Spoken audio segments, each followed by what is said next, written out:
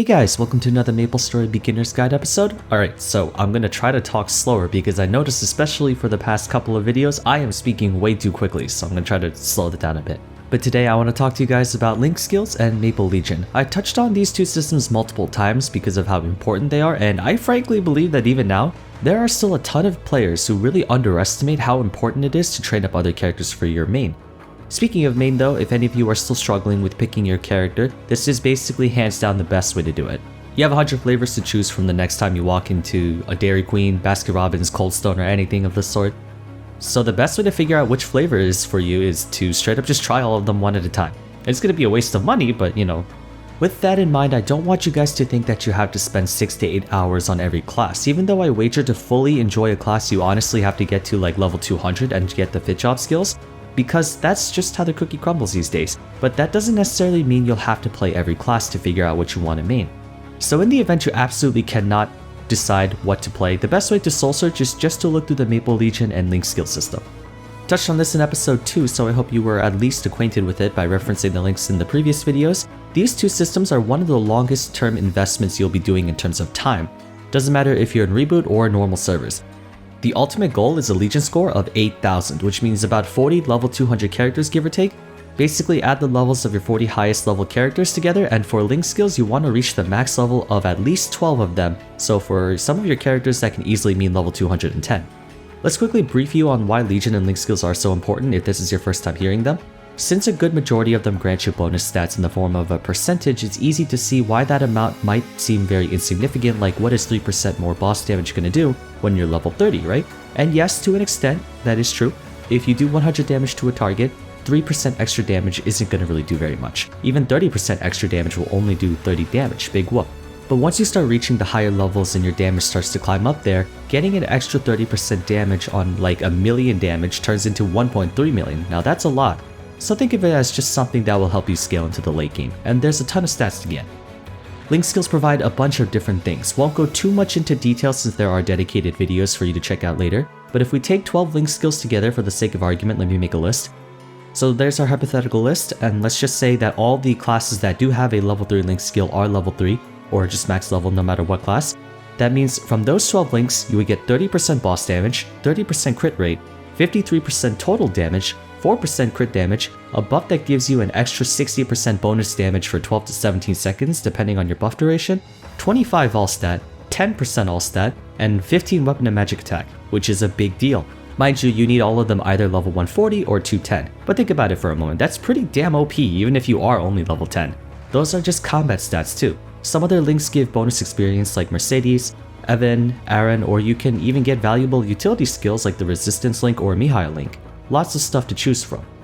Now as for Maple Legion, that's a whole nother kettle of fish. Not only does each character give an individual stat bonus, but whatever spot on the grid the character is on, you'll also get bonuses out of that. Most people target boss damage, critical damage, ignore defense, and buff duration. And with 8k Legion, you can max out 3 of those 4 sectors, whichever one combination you want to choose. So that means 40% buff duration, 40% boss damage, 20% crit damage, 40% ignore defense, or alternatively you can even stack into areas like critical hit rate if you're an archer class, bonus experience when training, and all that. Not to mention, with each character block you get an individual bonus from that class. Bits and pieces of extra stats, some of which are stats that can actually make or break an endgame player's performance. So just to name a few, Jet, High Auto, and Shade at level 200 grant a bonus of 5% crit damage each. 15% crit damage right there, that's like equivalent to 45% boss damage. I think that's a kind of an arbitrary value. Same with some other classes like Demon Avenger and Kana giving 5% boss damage each. Some other classes give super valuable stats like Mechanic giving 20% buff duration. Buff duration is a stat that you can barely get anywhere else, so that's also a must-have. There's a lot more to learn from Link skills in Maple Legion outside of what I just taught you, so if you want to explore those systems in greater detail, check them out in the description below. I have a few individual videos that detail and explain what you want to do for Maple Legion and Link skill and what they actually are, and also a couple of text things, so if you want to read up a wiki page you can do that too. And you might be getting ready to ask me in the comments what class to train first. Well, I can be lazy and tell you just to train all of them, but for the sake of efficiency, and yes, there actually is a recommended order, Link skills and Maple Legion go hand in hand. All you gotta do is just level a character. You want to choose the characters that have both a good Legion bonus and a Link skill if they do have one. Currently, Explorers do not have a Link skill, but later on they will. Same with Cygnus Knights. Right now they have a crappy Link skill, but it will be replaced within a few months time, give or take, because we have a patch that's coming out in... There's a patch that came out in KMS that basically revamped Explorers and Cygnus Knights again, so we're gonna have to wait for that to come to GMS. I actually made a rating every Link skill in Maple Legion worst to best, so if you want to check those out, you can figure out which character has the best of both worlds, and I highly advise you do. The first Link skill that I think we can all agree on to level up is Mercedes, due to their Link skill straight up giving you bonus experience, which in turn makes every subsequent character easier to level as well. After that, it mostly depends on what you're looking for, but I would say get out all the classes that have Link skills first. Legion can come later, and the bonus is not nearly as apparent as Link skills. After Mercedes, I suggest Evan and Aaron next, and then after that just follow the order from best to worst, then do the same for Maple Legion. As for how much you should prioritize getting to 8k Legion and level 3 Link skills, that mostly just depends on you. In fact, I don't even have 8k Legion or level 3 Link skills either, at least not all of them. While the benefits from these two systems can definitely carry you very far, it can also be extremely tiresome and tedious unless you love exploring each individual class, because some people legitimately love understanding a whole bunch of classes and leveling them up one by one, and on the flip side, others hate training. It's like a part of your experience that contributes to a greater whole. You can't just only do Link skills in Maple Legion and expect to get very far without good equipment, stats, and other stuff. Likewise, you can't get very far with only good equips, you need everything else.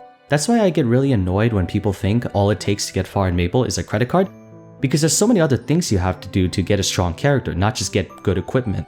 Anyway, hope you guys enjoyed this episode, and let me know how everyone's doing so far in their progression. The other episodes will be coming out soon. Oh, and by the way, you don't have to base your progression in the game on what episode you're on in this series. I'm not saying like you have to complete episode 1 first before you can do episode 2, you feel me?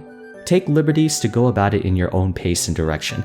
Thanks so much for watching, guys, and I'll see you again soon in the next video. Take care.